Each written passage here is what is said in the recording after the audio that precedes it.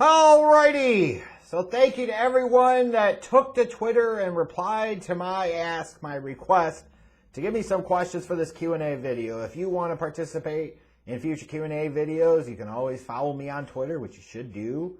And when I ask for those questions, you can send them there. And then you should probably also subscribe to this channel if you haven't done so already. Smash that subscribe button. So let's go ahead and dive right in and get started. Let's see if I can get through all of these questions here. Black Space Gaming, what sport do you wish would go back to old school rules and gameplay? Easy for me to say. NFL or NBA?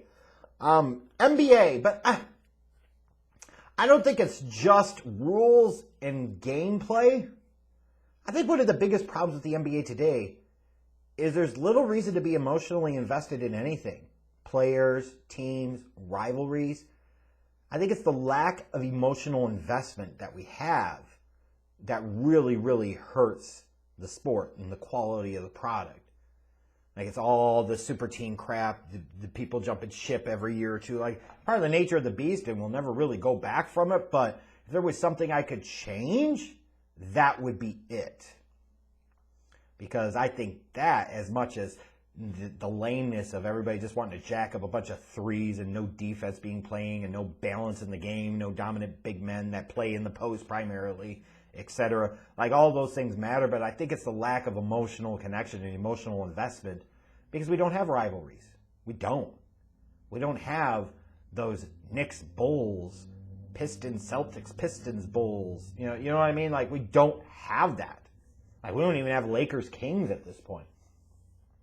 Gio knows, with the recent moves the Bears have made, re-signing Santos, restructuring Mac's contract, tagging Robinson, do you feel the Bears are definitely looking in to bring in a stud QB? I think we should divorce those two things, Gio. They're independent. The Bears are over the cap anyway, so they had to do some things and had to make some moves, especially if they were going to tag Allen Robinson. So that, in and of itself, has nothing to do with whether or not they're going to try and bring in somebody like a Wilson or a Watson. Are they trying to do that? Yes. Are they going to do that? We'll see. Because at the end of the day, you can make a big-ass offer. You can make them an offer they can't refuse, and they can still refuse it. So, but they are definitely looking. Desperate teams do dumb things, or desperate teams swing for the fences, and that's what the Bears are trying to do. Peter Jedra, how likely is it that Bill Belichick, after all he's accomplished, is willing to go through the process of drafting a young quarterback, hoping to get the right one, build around him, and all that jazz? I mean, that's what he should be doing. I know he just re-signed Cam Newton, and initially when I saw that, I'm like, there's got to be something more to the table because you really can't tell me you're fully committed to him. And when you see and read some of the details of that one-year deal, you're like, okay, it's only 1 year, and they didn't guarantee him a ton of money. Like, that doesn't preclude them from getting a young guy. Like, he's got to be smart enough to know, I would think, that you need a young quarterback. You need to draft him, and you need to develop him, and you need to build around him. Cam, and even bring it back, Cam, in no way, shape, or form should preclude him for that. If Bill Belichick wants to go against the grain and not do that, then you know what? He's going to ride off with a bunch of 7-9, 8-8, 9-7 teams in the last several years of his career. At Bear Down Rue, Chad asks, thoughts on Biden's first 3 months? Not that surprising. I certainly wasn't expecting him to come in and show like overt leadership from a standpoint of like, hey, I got elected. I've got majorities of both houses. The GOP didn't want to play ball before, so fuck them now. We're going to do things, and we're going to do big, and we're going to swing for the fences. It's basically what I've been expecting. Some people are automatically assuming that this is great because you just don't see the childish, pettyish drama like we used to see with the pumpkin. But underwhelming to me. Admittedly, underwhelming. Braden Smith 14. If everyone came back, would the Bulls have won the championship for a fourth year in a row? Especially in that lockout-shortened season, you're only playing 50 regular season games. I find it hard to believe that the Bulls couldn't have found a way to get it done. I really, really, really would struggle to believe that they couldn't get it done. That's just me. So yeah, I think that's part of the reason, too, that it always irritated me so much that they broke it up when they did. You broke up the defending champions without giving them a chance to lose. And you were Jerry Krause, so you had no fucking plan, clearly. I'm going to draft a power forward every year. We really like Elton Brand. We really like Marcus Weiser. Psych. We really like Tyson Chandler and Eddie Curry. Dumbass. But yeah, I think that's what really bothered me because they really could have won that championship in 99. So it feels like you had a championship stolen from you. Vinny Lospinuso at Vin Lospinuso 91. What do you personally see in me? I see a guy that is passionate, motivated, and those are great things. And don't ever lose that. Please don't ever lose that. Because if you don't have passion, motivation, visions, dreams, you have nothing in this life. And you have them, Vincent. So don't ever lose them. But I also see somebody that's a young kid. I mean, you're what, 20, I think 20. Like, forgive me if I'm off on the age a little bit. Pretty insecure in yourself. In that weird spot where you know a lot of history, but you always want to come across like the know-it-all smartass in the room, and sometimes that works and sometimes it's really off-putting. Like I see somebody that's insecure and being worried about others, and as a result sometimes will lash out at others and not really standing out on their own. Like, I've given you the feedback before, like, it's easy to poke holes in everybody else's takes, but when you really don't provide any of your own, like, it's kind of cowardly bullshit thing to do, and it is. Let's be clear, it absolutely is. But I see somebody that, you're going to school and everything, so you're doing things the right way. Be comfortable enough to know that you don't know a lot, and you need to stop being worried about what other people think. Stop taking everything so personally close to the vest. Got to be able to learn to roll with it a little bit. Be willing to accept some feedback and some criticism. It's going to come with the territory. And if you do, then you can do great and wonderful things. And if you don't, you'll be one of those guys 20 years from now, and you know what you're going to be looking like? So I'm just saying, like, learn. Be willing to learn. Be comfortable enough with what you know to know that there's a lot of shit that you don't, and stop acting like you do. Peter Jedra, with 10 teams reportedly placing a bid for Russell Wilson, could it be that if any team actually lands a deal, the price will end up being too high regardless of a team? To trade a farm to get a young franchise rookie quarterback is one thing, but Wilson isn't that. I think here's the thing. Talking about the 10, 15, 20-year plan is great. When you're thinking about the kind of like finite versus infinite game, that's wonderful. But you also have to do, like, if you're going to draft that young quarterback and you're going to take that slow, steady approach, like, you got to do that right. And if you do that, but on the other hand, then you don't really show faith. Like Miami. They drafted Tua fifth. Then they didn't start him to start the year. Then they bring him in when the team's 3-3. But every time you turn around, Brian Flores showed zero faith or patience in him. And kept yanking him for Ryan Fitzpatrick. Like, you're not playing the right game here, Brian Flores. You're playing the absolutely wrong game. You're not helping your organization. Most importantly of all, you're not helping Tua. You're potentially putting that top 5 pick investment to total waste here because you want to be a panicky dumb dick. And all the while, by the way, all of that, and you still didn't make the playoffs anyways. But on the flip side, if you trade for somebody like a Russell Wilson, like, you make that work too. Like, who gives a shit about 10, 15 years from now if you got a chance to win championship or multiple championships now? This is what I keep saying, like, to Bears fans. Remember, I say the same thing for any other team. If you bring in Russell Wilson, which means you must go all in around him on the offensive side of the ball. Like, all these Bears fans talking about, he comes here, borderline elite defense. Well, that's assuming you don't have to trade one or two of the guys from that defense in order to do it. And even if it does, it doesn't fucking matter. You're not winning the championship because your goddamn defense, you dummies! If you make the trade for Russell Wilson, you must go all in around him, period. Even the Bucs did that this past year. They bring in Gronk, and they bring in Antonio Brown, bring in Leonard Fournette, they draft Tristan Wirfs. Like, they went all in around Tom Brady, and that's why they won a Super Bowl. Nate Seipel, would you trade or keep Eddie Jackson? I mean, what's the value you're going to get in return? How much dead cap are you looking to take on? You're probably better off keeping him at this particular point in time. At Blake Bounds, since the Spurs and LaMarcus Aldridge are finally going to part ways after a disappointing tenure, I have a question. Can the Spurs get anything in return for him through trade? And if so, how much can they possibly receive? Blake, I don't know that they can get much of anything, can they? Is anybody really going to want to trade much for him? Is this going to be one of those things they're going to have to buy him out? Like, yeah, I don't really see it, honestly. Dave G asked me my top 3 favorite Bears players of all time. Top 3 favorite Bears players of all time. And I have to go with those that I actually saw during my lifetime. So I can't go the Butkus route or the Sayers route or the Ditka route. the Luckman route, because that's history. But it was pre-history of me leaving my daddy's nutsack and going through my mama's womb, if you get what my drift is. 3 favorite Bears players of all time. Number 1, Walter Payton. Number 2, I don't really think about that type of stuff that way. If I go number 2, it's probably Samurai Mike. Number 3 is Urlacher. This is a player. Yeah, like Urlacher was my dude going back to his college days in New Mexico. So, yeah, it'd probably be those 3. Christian Price, thoughts on Boban with the Mavericks? Should he play more? Maybe. Boban's fun. The league needs a Boban. Boban can bring something to the floor. I like seeing Boban, and you should too. Rosario, what player would you start a franchise with in the NBA? Goddamn, this is a fantastic question. Because what's really interesting about it is some of the biggest name, biggest stars are far too old for you to consider this question for them. You're not going to do it with a LeBron or a Steph or a Harden or a Durant or somebody like that. They're all 30 plus. So you can't choose any of them. Honestly, like if I want to swing for the fences and I want to go with the guy with the most pure upside, it might be LaMelo Ball. It might be. Yeah, maybe. We're talking about what, a 19-year-old kid, something like that?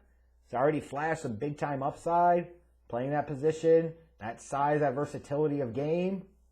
Yeah, like he might be the one that if I chose right now to start a franchise around, because I'm not just trying to think about the here and now, I'm trying to think about the next 10, 12, 15 years. At _Keys10, did you see WandaVision? If so, what did you think of the show? No, I didn't. Didn't care to, doesn't appeal to me. Sounds like lots of people did enjoy it, and if they did, congratulations, great for them. I just, no passion to watch it, no real care to watch it, so I did not. Gabriel, 9666-8008. Now that the Cowboys signed Dak, how should they attract free agency in the draft? I don't know, do they really have much money available to spend in free agency? But, who knows. In terms of the draft, probably best available player in the trenches. Either offense or defense at pick 10. And I think that's where they're picking in round 1, right? 10, yeah. If not that, then, maybe it's a corner. Like, they need guys that can come in and they can make an impact right away. And they've got needs at several different places. So I don't think there's one thing they absolutely must prioritize over anything else. They're good at wide receiver. Shouldn't waste a pick on running back, obviously. But if it's offensive line, if it's tight end, like, there's any number of places they can go. And then obviously at all 3 levels potentially that defense.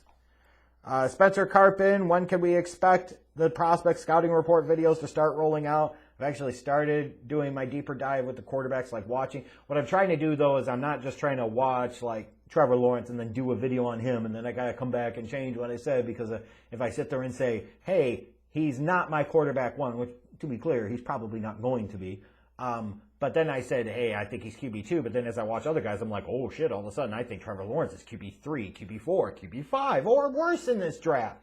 I don't want to, so I want to make sure I get enough of the quarterbacks viewed and reviewed and graded out and then do the videos. I also know that coming up the end of next week, I start a vacation for a week plus, so I'm looking forward to that, so I'll be doing a lot more stuff then. So they're coming. Just got to be patient. Keith Stan, thoughts on the American Rescue Bill that was just signed? Underwhelming. So I don't really classify that as a rescue. That's more of a, we got to shut the people up here something that took way too long to get done. I mean, you're talking about something like that, like, just astoundingly stupid. I'd have to go through the process and it still take that long. I don't know what I'm saying. Joseph Moran, when will Sterling Sharp go into the NFL Hall of Fame? It pisses me off as a Packers fan that he's not in. As a Bears fan that grew up at a time watching Sterling Sharp kick the Bears' ass twice a year, I'm also pissed off that he's not in the Hall of Fame. He's probably in that list of players, to me, top 10 that's not in the Hall of Fame. I think he'll start to get some more momentum in the next couple of years. He'll get in, but he should have already been. I want to be clear on that. He absolutely deserves it. Because during his time, he was arguably the second best wide receiver in the game. It was Jerry Rice and it was him. So, yeah, he deserves it. I thought he was better than Tim Brown, personally. I love Tim Brown. At the Tomas O'Brien. With the Pats re-signing Cam, what else do you think is main needs for them to be a playoff team. They need weapons on offense. They need to get some speed at the skill positions. That's a big problem for them. They need some explosiveness in their offense. They need some playmakers on that offense. And to be clear, like even re-signing Cam doesn't mean that should preclude them from trying to pursue a young quarterback in this draft. At VolFan0531, top 3 MVP for NBA right now. Probably some combination of Embiid, Jokic, and not LeBron.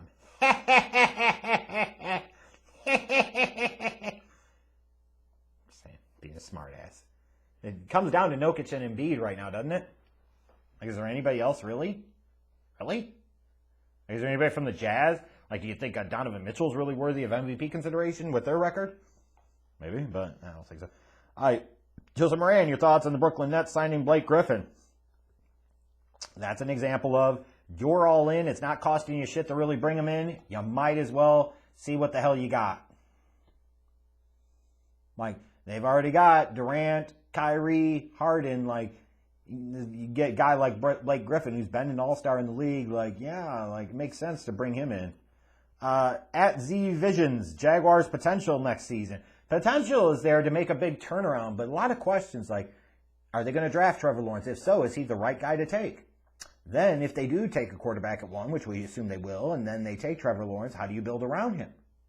What's Urban Meyer going to be able to do as a head coach in the NFL? How will you transition to the NFL game? Like, there are questions there. So the potential is big, I think, in that division. I think if you do it right, you could potentially finish an impressive 3rd in the AFC South. You could potentially finish 2nd. But got to see what they actually do first before I can really weigh in truly on their potential. At Meme Blue Haze, is there any season of the Bears that you look back on as the most enjoyable besides 85? I know none of them ended in Lombardi, but is there any season that you can say the most fun being a fan, or do they just all feel the same? To me, it was 2001. Now, I know you're going to say, well, what about the 2006 season? They went to the Super Bowl that year. Yeah, but I knew the whole fucking year they weren't winning a championship because Sexy Rexy was a turd. And it was going to cost them. And it did. But 2001, man? Woo! I can't think of a more fun non-championship season that any team could ever have. Maybe Browns fans will go with the Cardiac Kids, their Cardiac Browns in 1980 with perhaps Red Right 88. And, well, that ends that. But for me, it's got to be 2001. All the come-from-behind victories, all the lucky breaks, the trick plays, the gadgets, Mike Brown in back-to-back weeks ending the game with interception returns for touchdowns and overtime. You had Hail Marys, you had fake field goals, you had all this fucking shit. Like, that regular season was fantastic.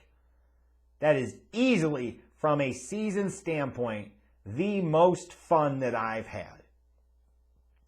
Even 2006, I don't think measures up. At Mike Schmidt, 007, favorite Cubs player of all time. Obviously, it could go growing up with guys like Sandberg, Dawson, and Grace. I used to imitate Andre Dawson's batting stance and everything. I love the Hawk. But it's Sammy. And again, I can't go back in the days of Mr. Cub and Billy Williams and Ferguson Jenkins, etc., because I didn't get to watch them play. But I got to see Sammy's whole career in Chicago. Sammy's that dude. Shame on the Cubs organization for turning their back on him and treating him like they have. That's really bastard behavior, personally. Yeah, but my favorite Cubs player of all time is Sammy Sosa, and I'm proud of that. I'm absolutely proud of that. K. Nokaj, how excited should I be about the Knicks season so far? Is it a fluke, or should I hold on to the little hope I have? Are they even going to make the playoffs when all is said and done? Yeah, I don't know. I think of it somewhat similar to the Bulls. Like, yeah, you're kind of in the mix, but what does that really mean at the end of the day? You know what I mean? But at least you feel like you're playing some purposeful, meaningful basketball. You probably, I think, would like to see more out of Obi Toppin than you've seen this year so far. Maybe you'd feel a little bit better about it, and you'd be a little more hopeful if you saw him doing big things in the league, but he's not. Kuda, Chris. Kuda! I applaud you for acknowledging me in your last Q&A. I actually enjoyed your response. So much that I'm back with another question. Well, congratulations. Tip of the cap to you, Kuda. How many kneecaps will be consumed during your 2 matches with the Lions next season? Just a rough estimate will be fine. Acknowledge me. Kuda! Over under. 9 kneecaps consumed. I will go under, but not by much. And you sent me the picture with the Dan Campbell. South Park Dan Campbell's awesome. At Mojo_Jojo1104. The Browns or the Lions, the more historically bad franchise? Detroit Lions. Lions. Definitely the Lions. Kazia185. Should BJ Boston be in the NBA draft or should he come back to Kentucky next season? I don't know. If he thinks he's going to be a first round pick or a lottery pick, like, you know what I mean? Like, depending on where these guys are going to fall, like, if they got a chance to be a lottery pick, go. Ain't no reason to go back. At Chris's LA. If LeBron is able to win a championship versus this Nets team currently constructed, how does it add to his legacy? It's another championship. I mean, I don't know what else you want me to say. Yeah. You can say, well, yeah, but he beat a team with Durant, Kyrie, and Harden, and now they've added Blake Griffin, etc. Yeah, but he's also got AD. It's not like he's got a team full of scrubs. Like, assuming AD's still there and playing at a high level, like, it certainly adds to the legacy because it's another championship win. You know, you could say, well, it makes it even greater because they had to beat that great team. Yeah, but LeBron's been sitting there championship hunting and championship chasing and team hopping for years. So it doesn't mean the same. And that's why, again, I talk about the lack of emotional investment in the players and the teams and the rivalries. You know, it just doesn't exist. There's no paying dues or there's no, like, earning it. It's just like you come together and you do it. Which, hey, it's the nature of the beast. It's the nature of the game. There's absolutely nothing wrong with LeBron doing that in theory. It's just, like, don't expect me to get too excited about what it means to his legacy when he does so. At BPES00, do you think the Texans are blowing their chance at making the best of a bad situation by not trading Deshaun to the Jets or Dolphins for a guaranteed top 3 pick plus more? Maybe, but here's the thing you got to keep in mind, too. The Texans spent a decade and a half desperately looking for that dude at the quarterback position. They busted when they took David Carr way back in the day in their first draft in 2002. That was a total bust move. Then they had Matt Schaub, who had some good quality seasons there in Houston, but they've always been lacking that dude. Spend a decade and a half trying to find the dude, then finally find the dude. Then a few years later, you want to run him the fuck out of town. Maybe the problem is not the player. I say this to Cal McNair. Maybe the problem is you. You're the one that let Bob run this thing into the ground. You're the one that let Bob trade away an elite number 1 wide receiver in DeAndre Hopkins for a bag of peanuts and David Johnson, which is basically a bag of peanuts. Deshaun's not the problem. The problem is you. That said, yes. Like, if you got a team like Miami or the Jets to be desperate enough and they were saying, hey, we'll give you this top pick. We'll give you another first rounder or two. We'll give you other picks too, like we want Deshaun Watson bad. Yeah, I would agree. It's kind of them blowing the chance of making the best out of a really bad, dumb situation that they made for themselves. At Sash Daddy 2, if Matt Nagy got fired in 2022, who would you choose to be new head coach? Eric Bieniemy or a highly successful college coach like Lincoln Riley? I'd have to see who's actually available at the time. I have to see the landscape. I have to see what this team looks like. Like, I can't just answer that question in a bubble right now. Because let's say Matt Nagy got fired after you traded for Russell Wilson. Like, what does that look like? Like, who do you bring in? But let's say you don't do that, but then you have traded for somebody like a Darnold or you signed a Fitzpatrick or traded for a Mariota or something like, what does that look like? Or if you drafted a young quarterback because you made a big move up the board and you got a quarterback in round 1, like, who does that coach look like? What does that situation look like? So, yeah, I can't really answer that. With that, I think that's all the questions that I see here. So thank you, everybody, for submitting your questions. I hope you enjoyed this Q&A. I certainly did. Make sure you follow me on Twitter so that way you can participate in future Q&As, get your questions answered. Make sure you smash the subscribe button if you haven't done so already. All right, I'm out.